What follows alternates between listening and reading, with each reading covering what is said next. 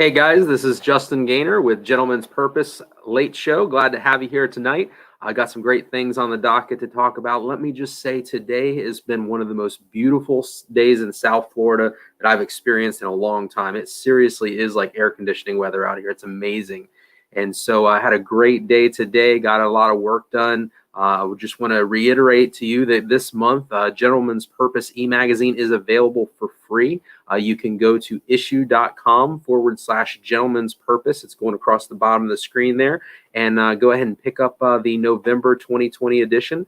And a lot of great articles in there. I have, of course, my friend Joe Paul, who writes for The Vineyard, has a great interview in there with a friend of his that is essentially became a winemaker and walks us through a lot of really, really cool things with regard to producing wine, things I never knew before. And so it was very, very interesting article. And we also have James Buchanan. We talked about his article last night regarding competition and kind of gearing up for competitive events and kind of translating that from the BMX world as a child that he experienced into his business life. Tonight, I am hoping to have one of my really, really close college buddies, Michael Wright, join us if he's available this evening to talk a little bit about Buccaneers football. He is probably one of the biggest Tampa Bay fans I know, and so with Tampa Bay and playing right now the Giants, they got about a little less than 4 minutes left in the game tonight, and so hopefully he'll be able to join us tonight. If not, we can kind of run through a recap of the game. It's been a great show tonight. I love to see Tom Brady play. But before we get into that, I wanted to talk to you a little bit about the seasons that we go through in life, and that's certainly going to apply to when we talk about the Tampa Bay Buccaneers. And so let's see what we have here. Tonight's show, we're going to be talking about changing of seasons and how we experience that in life as individuals and also as teams or as families or as nations. Obviously, going into the election here, there's a lot of transition that can possibly take place depending on how things all turn out. And as far as Christians are concerned, of course, we are called to pray for those people who are in high positions and to pray for all people, really. And so that is what our calling is from the scriptures. And so we want to be doing that diligently, both now as very important decisions are made to be able to choose people for leadership for our nation. And so it's a beautiful thing. We have been planted in this nation, and we have a responsibility as a kingdom of priests to pray for it, to help to bring in God's glad, wise order. And that has to do with wise legislation. It has to do with wise governance. And praise God, in this nation, we have a voice, and we can speak prophetically into the system, and we can do so safely in most instances if people are following the law as they ought to. And so on tonight's late show, we are going to be. I want to look at King Solomon. Um, Not every year, but occasionally, I read through the entire Bible within a 1 year period of time, and I use a map that helps me with that. I have what's called an ESV or English Standard Version Bible, and in the back of this study Bible, there are all sorts of resources. One of them is a reading plan. I don't know if you can see that there with the bright light. That basically gives you a reading from the Old Testament, the Psalms, the prophets, the historical things, and from the New Testament each day. And so then by the end of the year, you've read through the entire Bible. And so this particular reading plan starts us with this verse that I want to share with you. Because as you go through a year of reading through the Bible, a lot of crazy stuff can happen, especially when you're doing it something like this, because there's a lot of people all around the world who have this same study Bible, who follow the same plan. And God says that he commands the blessing where the brethren dwell in unity. And so when we're all actually moving through the same scriptures on the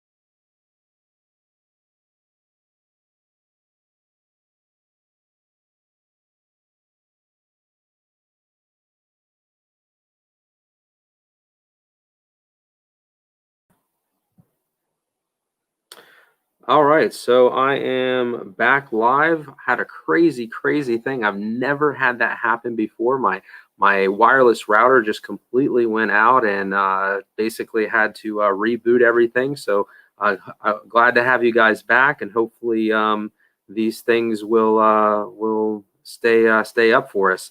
Last night I had my Instagram on my phone overheat, and so that basically put an end to the Instagram feed. So we talked a little. We've been talking a little bit about spiritual warfare. We're sending got two missionaries that just left today. Have been going through all sorts of craziness, just trying to get to Brazil. And so it comes with the territory when you're taking the gospel forward and you're sharing the truth of Jesus. There are angels and demons, and so we continue to power through. So God be with us. And so that being said, I just wanted to go back to what I was talking about before we got so rudely interrupted by these technical issues. And so what I have here is Ecclesiastes is what we're looking at. This is King Solomon writing and reflecting on the various seasons of life that he has experienced. And in doing these things, he's really giving us a lot of wisdom, and he is renowned as being one of the wisest men to ever walk the planet, pretty much, other than Jesus Christ himself. And so this is what he writes. He says, "For everything there is a season, and a time for every matter under heaven, a time to be born and a time to die, a time to plant and a time to pluck up what is planted, a time to kill and a time to heal, a time to break down and a time to build up, a time to weep and a time to laugh, a time to mourn and a time to dance, a time to cast away stones and a time to gather stones together, a time to embrace and a time to refrain from embracing, a time to seek and a time to lose, a time to keep and a time to cast away, a time to tear and a time to sow, a time to keep silence and a time to speak, a time to love and a time to hate, a time for war and a time for peace. What gain has the worker from his toil? I have seen the business that God has given to the children of man to be busy with. He has made everything beautiful in its time. Also, he has put eternity into man's heart, yet so that he cannot find out what God has done from the beginning to the end. I perceive that there is nothing better for them. I perceive that there is nothing better for them than to be joyful and to do good as long as they live. Also, that everyone should eat and drink and take pleasure in all his toil. This is God's gift to man. I perceive that whatever God does endures forever, and nothing can be added to it, nor anything taken from it. God has done it so that people fear before him. That which is already has been, and that which is to be already has been, and God seeks what has been driven away." So this is just a beautiful, beautiful writing to help us to understand that in the seasons of life, there are many, many things that we will experience as human beings, and it can feel like a roller coaster emotionally to us if we don't have a solid grounding, a true north, if you will, in our faith, in trusting in the steadfast faithfulness of God. And so, if you perhaps have experienced any season, gentlemen, any seasons where there were significant transitions in your life that were very difficult to do, because honestly, we don't like change. An object in motion has a tendency to stay in motion. And so when we have to shift gears and change, it can be very, very challenging. And so obviously, if you have any experience, if anyone wants to chime in on these things, you're welcome to leave a what do you call it? You're welcome to leave a comment in the comments section.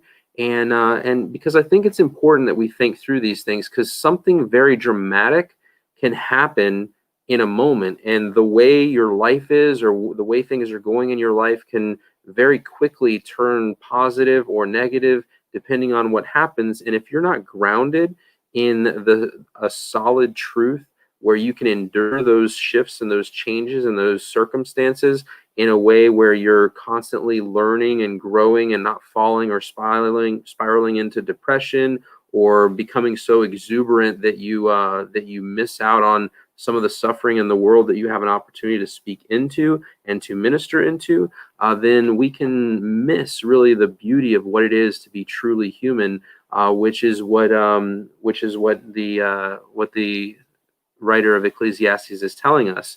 Now, there's a musician, and his name is Derek Webb, and he has a song that's called "This Too Shall Be Made Right."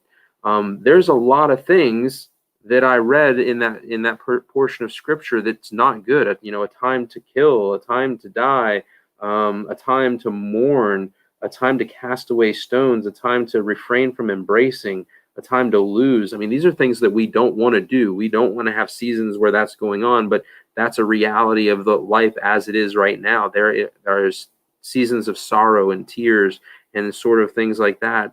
But there is a promise set before us that a new heaven and a new earth, where God the Father is all and in all, is everything. And so that is the Christian hope. That is the Jewish hope, really. This messianic reality. This time when the Father has renewed all things, and He's promised to do this. And we are assured of this as Christians because He raised Jesus from the dead. And so, as messed up as we've screwed up the world with all of our sinning and stuff, God was, and as messed up as we attacked Jesus and falsely accused Him and crucified Him, God was still able to raise Him from the dead to fulfill His purpose. And His purpose for humanity and His purpose for creation is to bring glory to His name. And at the beginning of the Bible, God looked at everything that He made after He'd made everything, and He said it is very good. And so because God is not a liar, Satan will not win, and God will ultimately be able to sit back and look at everything that He's made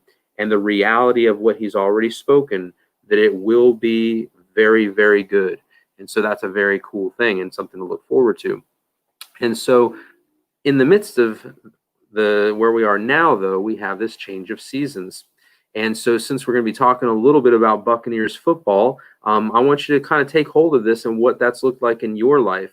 You know, when we think of kind of Buccaneers football, I grew up watching. My dad was a huge Redskins fan, which is probably the only team that's nearly as bad as the Tampa Bay Bucks have been through the years.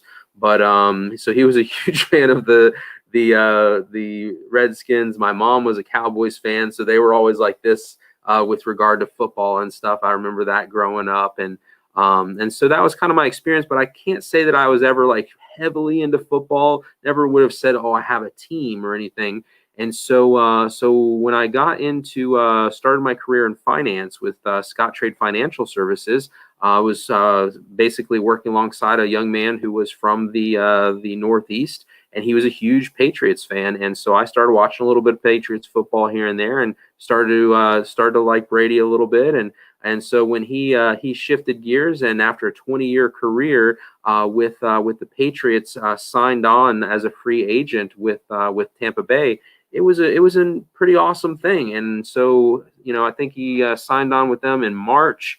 You know, what the pundits were talking about, I know at least in Forbes magazine, they talked about pretty much the best, the winningest quarterback ever is now joining pretty much the team that has the most difficulty ever winning ever. And so it was this huge thing where you had someone step into a situation who had a skill set and brought a whole new motivation to the team, and was able to bring his experience and bring his skill set to the team, and be able to help everyone there to kind of up their game a level.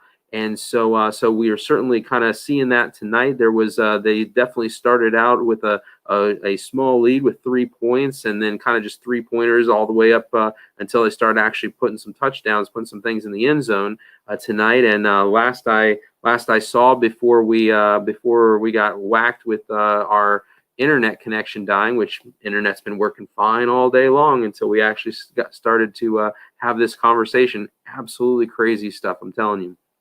So anyway, so we have Tom Brady playing for Tampa Bay. We have a great game tonight. Last I saw, we're at like 25-17 or something like that.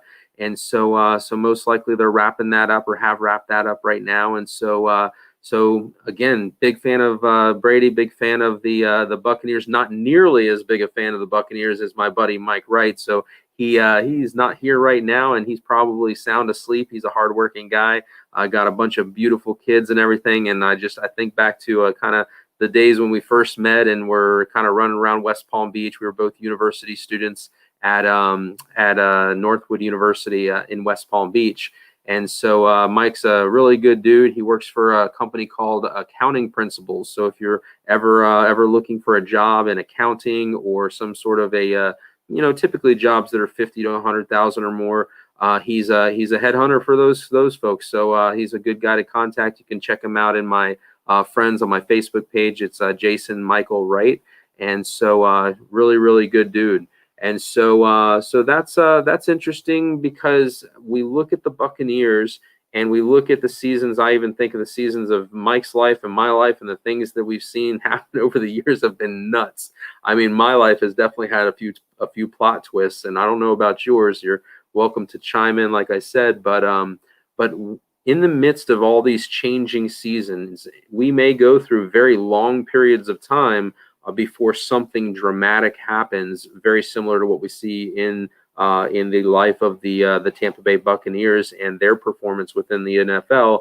And suddenly you have someone step into that franchise and just start doing an amazing job and just take a really strong leadership role. Now, of course, I think you think of guys like Tony Dungy, who is a Christian and who actually wrote a book, and these types of leadership skills that we can learn with sports. As gentlemen, we love to watch sports, but more so how, to get your kids involved in sports. And we got to be careful because we can be those parents who are like hollering on the sides and putting way too much pressure on our kids. But there are so many valuable lessons that our children can learn by encouraging them to be involved in sports, working as a team, learning leadership skills, learning responsibility. I know that my own children used to play in a league here in South Florida called Upward, and it is a Christian league. And they do everything from soccer to football to basketball. And I had an opportunity to coach a little bit with that. And so, man, there's nothing like, being able to be a dad and get involved in your kids' lives in sports and stuff. Even if you're like I said, I saw my parents really into the whole football thing and the rivalry and stuff like that. That was never my thing. And so when I actually got older and kind of acquired a taste for watching the Patriots play, it was a shift in stuff with me. I'm much more the type of person, I'd rather go out in the yard and throw the football around and play and stuff like that than sit back and watch TV and watch it on television. That's just my personality. And so when I could get in there with my son Sebastian, or get in there, I remember coaching my youngest son Aiden's soccer team and actually participate in that. It's been it's a thing as a dad. To be able to do those sorts of things. And so if you've been too busy, or you haven't prioritized it, or sports just isn't your thing, I'm just going to encourage you, give it a try. I mean, connect with Upward and see what it's like to actually. I mean, there are men in that organization who will come alongside you and help you to understand, the various rules and things like that, in order to help you to kind of grow yourself. In the area of coaching and leadership and working with kids, which can sometimes kind of be like herding cats, but it's so much fun and so incredibly rewarding. And so so when it comes to developing a strong work ethic in the midst of all these changing seasons, and in the midst of all of these times when you can experience extended periods of difficulty and not really experiencing. Oh, I got a thing here. Oh, by the way, Yahoo Sports. You can stream NFL completely free of charge on your mobile device, whether it's Android or iPhone.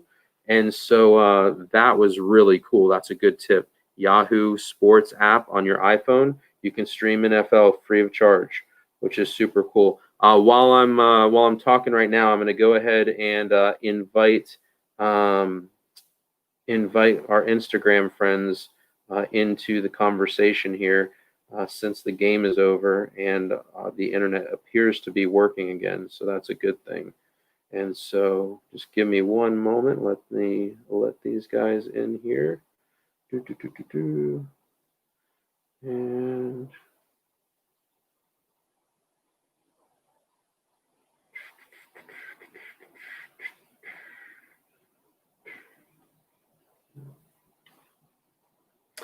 Hello, Instagram people. You missed a little bit of the conversation. We were waiting for the game to finish being wrapping up. It looks like the Tampa Bay Bucks went ahead and won the game against the Giants, so we're stoked about that.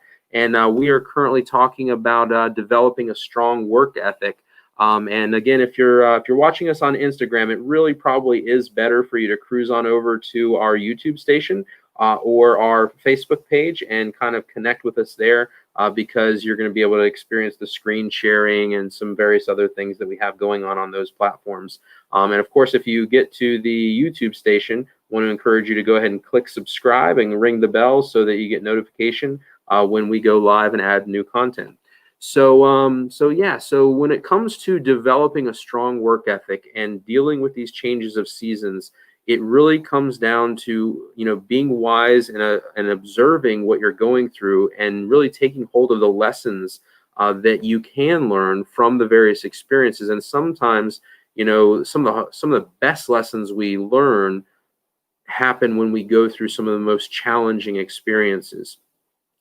And one thing about, discipline, especially spiritual discipline that comes from God, is that it's nobody likes going through discipline, and it's a terrible thing to fall into the hands of the living God.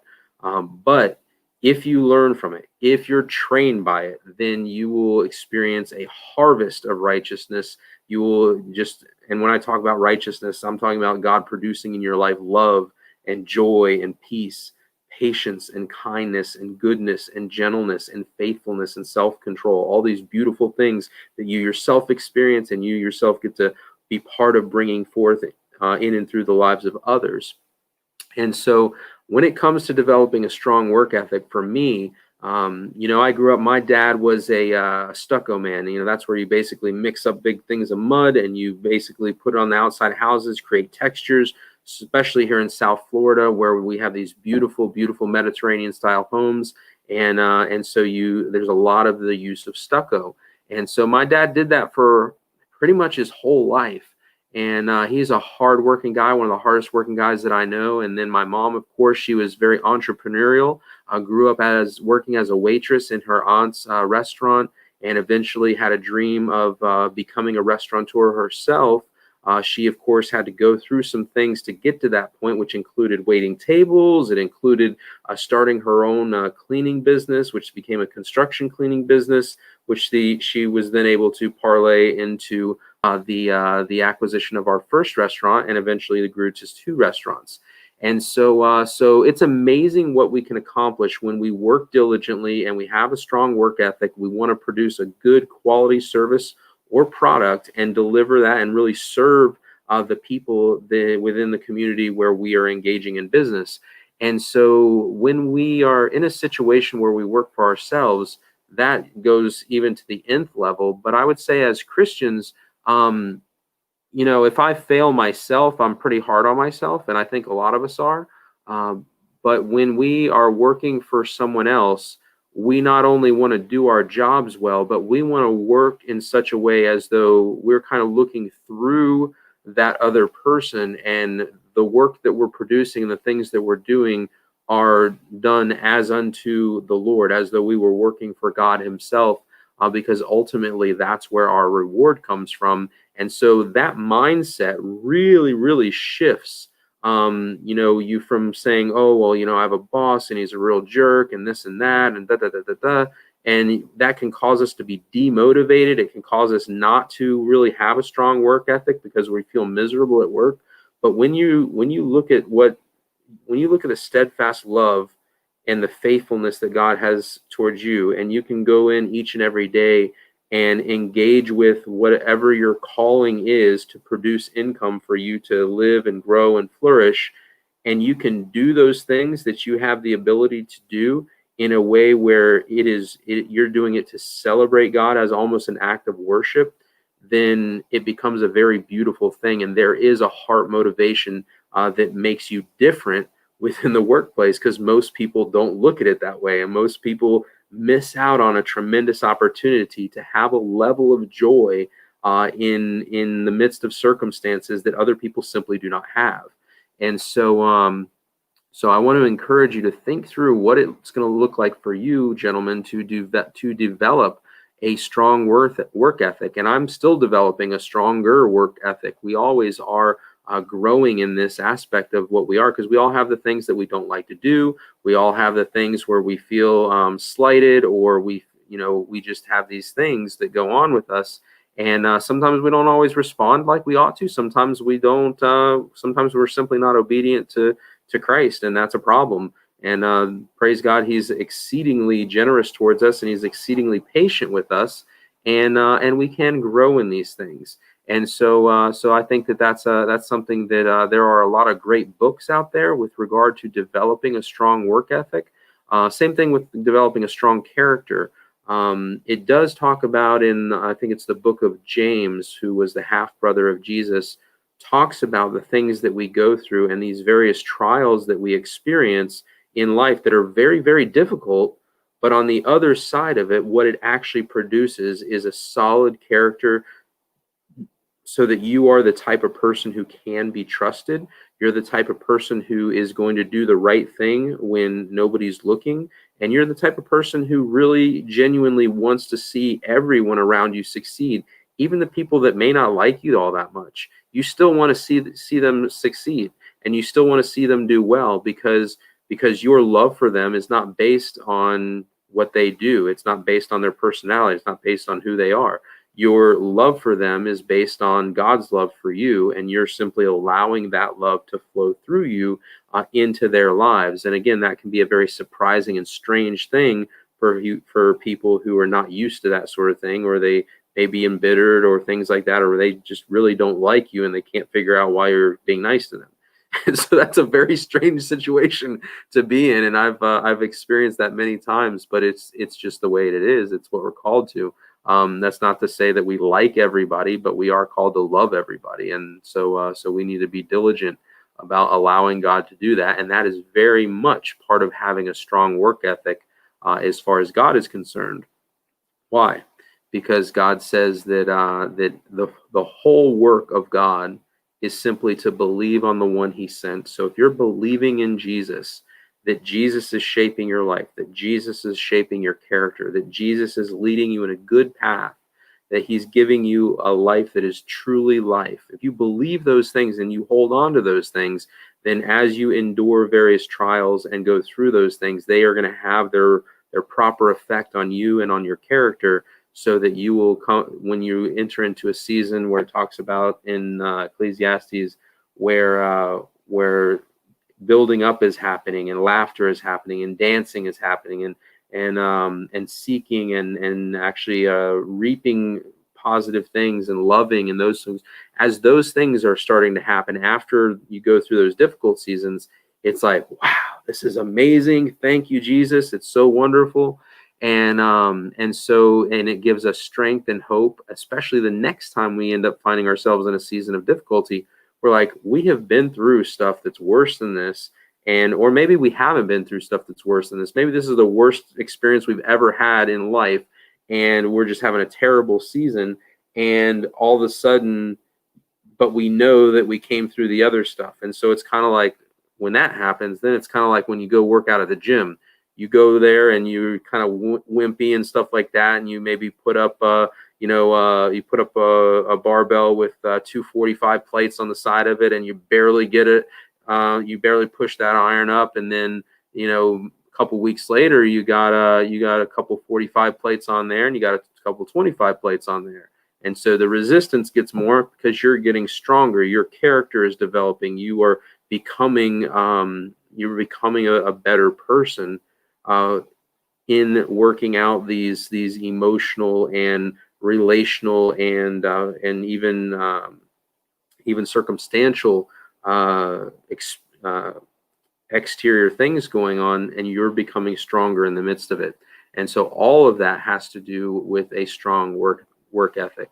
And so the final thing that I want to talk with you about tonight is breaking through communication barriers. There are a lot of communication barriers in where we are here, and it can be everything from language. I'm mentoring a couple of students from Florida Atlantic University right now. One is from Nigeria, and one is from Vietnam. They both have developed the skill of speaking in English, but both with a pretty heavy accent. But as we slow down, that's one of the key things about communication, is it's not always about talking louder, but slowing down and listening better, so that you can kind of grasp not only the words they're saying, but also what they're trying to say. And they're doing the same thing with us, because they're trying to connect. We are trying to connect what we know of language and we know of experience with what's actually being said, so we can actually, so making sure communication actually happened. And so that's an extreme example, but with our wives, gentlemen, we talk and we interact, but communication doesn't always happen just because you had a conversation. That's why a lot of times asking follow-up questions and clarifying what was actually said and clarifying what the next steps are or what the action steps are going from there. Of course, I come from kind of a business background, so I think of these things as almost on a business level, but it's still, I want to make sure that I understand what the person who is trying to communicate with me is saying, because when I do that, then less miscommunication happens and people get along a lot better when they're on the same page. It's not always going to be the case, but we need to be diligent as gentlemen to try to communicate as best we can with those around us. And so when we experience various communication barriers, what are the things we have to identify? What is the barrier before we can even even come up with a plan of attack to actually deal with those things? My buddy Brett and Matt are flying to Brazil as we speak, and they're going down there to kind of build up some churches down there that Brett and Nuna, his wife, and Matt planted years ago. And so Brett and Nuna have been on furlough for about a year now, because they gave birth to their second child. And so now they're headed back down there. But I know that when Matt walked away from his career and decided to get involved with missions, Christian missions, he went down to Brazil for I think about a 3-month period of time, where one of the first things he had to do is start learning the Brazilian culture, learning the language, which I think is Portuguese or something like that. But he had to go and start to study and learn these things, because he's not Spanish and he doesn't speak Portuguese, or he doesn't speak the language of the Brazilians. And so in order to be able to share the gospel with them, in order to be able to find out what their needs are and where their pain points are, in order to be able to minister to them, he had to learn these things. And so we have to be actively looking to identify what the barriers to communication are, and then trying to get on the same page. Now, for a lot of people who aren't Christians, hearing that can be like, you guys are such hypocrites. I mean, there's like how many Christian denominations? And, Jesus was here 2,000 years ago, but we've had the Hebrew scriptures for much longer than that. And even amongst Judaism, there's so many, flavors of Judaism where, and it's not a matter of there being diversity amongst these things. It's a matter of being significant differences in comprehension and understanding and barriers in communication, where we basically agree to disagree, and in doing so, we stay separated. And so rather than saying, okay, we don't agree on this particular understanding of things, but let's table it, let's allow time and wisdom and the instruction of God to help us to come to a common mind on those things.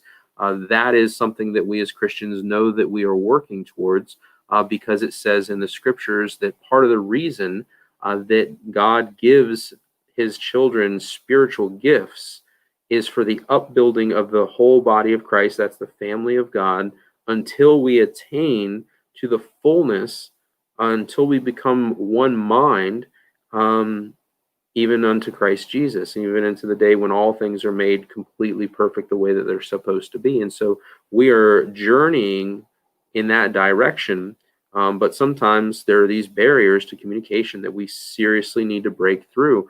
Very similar to, we're having a conversation this evening, and all of a sudden, all my communications go out, and I wasn't able to share with you what I needed to share with you, because the communication was basically just cut off. And within a very short period of time, again, trying to reboot the router and this and that, we were able to reestablish communication and have a conversation here. And so that can happen in life. And so in this situation, what the devil may have intended for evil to disrupt our evening conversation here on the Late Show, God is able to turn around and use it for good and say, here is an example of how that can happen. There are spiritual enemies, and they do seek to kill, steal, and destroy. I mentioned before, my pastor, he was a communications guy in Vietnam, and because he was the one with the radio, oftentimes the enemy would try and take him out first, because if you disrupt the communications of the people who are there bringing, what we were there for, bringing justice into a situation, or setting things right, if you break up their communication, then basically you can have a victory over them. And in tonight's case, God intervened and allowed our communications to be reestablished, and the devil got his butt kicked. And here we are, and having our conversation. And I do pray that it was beneficial to you. And again, we have to sometimes fight to maintain that communication. And as Christians, one of the main ways that we do that is through our prayer lives. And so we want to continue, like I said at the beginning of this conversation, to pray for the leaders of our nation, and not only our nation, but all leaders, all folks who are in high places, because our ability to live lives that are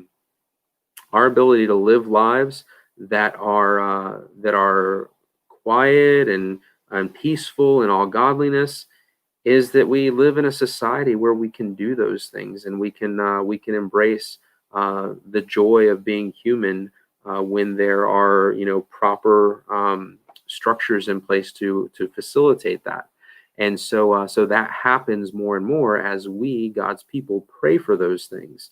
And so all that being said, I want to thank you for joining me here tonight, and we are going to close with another poem from our Irish friend Michael O'Syed-Hale.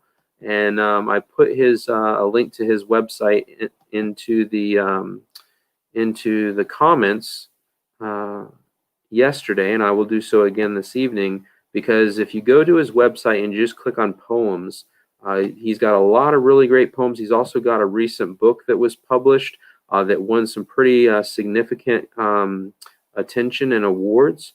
And so if you're into poetry, this guy is very, very inspiring. And so this particular poem is called Out of the Blue. And the reason that I chose this one is because those seasons that we're going through in our lives, where there's a lot of difficulty, we can get the blues, as they say. And for a lot of people, that's difficult to come out of. And the suicide rate that we have, especially amongst young people in this nation, is ridiculous. And so as we engage in life, and as we go through these various seasons, it is so important to understand that if you're feeling blue, or you're feeling down or depressed, that there is a hope on the other side of whatever you're going through. And so there is absolutely zero reason to ever even consider such a thing as bringing harm to yourself. And so I just want to encourage you with that, and I want to share this poem with you to do so as well. And I would be amiss if I didn't say, if you are struggling on that level, that you please reach out to a pastor or a deacon or a deaconess, or call a hotline or something, because you're not thinking clearly. And when you're not thinking clearly, we can do stupid things, and so things that unfortunately can be irreversible at times. And so please take that with the full weight that I intended to have in your hearing. And so Out of the Blue, it says this. The poet writes, "Nothing can explain this adventure. Let's say a quirk of fortune steered us together. We made our covenants, began this odyssey of ours by hunch and guesswork, a blind date where foolish love consented in advance. No, my beloved, neither knew what lay behind the frontiers. You told me once you hesitated. A needle can wave, then fix on its pole. I am still after many years that needle's gift. I am still after many years that the needle's gift dipped in my favor. Should I dare to be so lucky? Is this a dream? Suddenly, in the commonplace, that first amazement seizes me all over again, a freak twist to the theme, subtle jazz of the new, familiar trip of surprises, gratuitous beyond our fathom, both binding and freeing. This love reinvades us, shifts the boundaries of our being. Again, that was Out of the Blue, a poem written by Michael O'Siadhill out of Ireland. So I hope that that was a blessing to you. And again, I just want to reiterate that the text tonight that we opened with was from the third chapter of Ecclesiastes in the Bible, and I was again reading from the English Standard Version.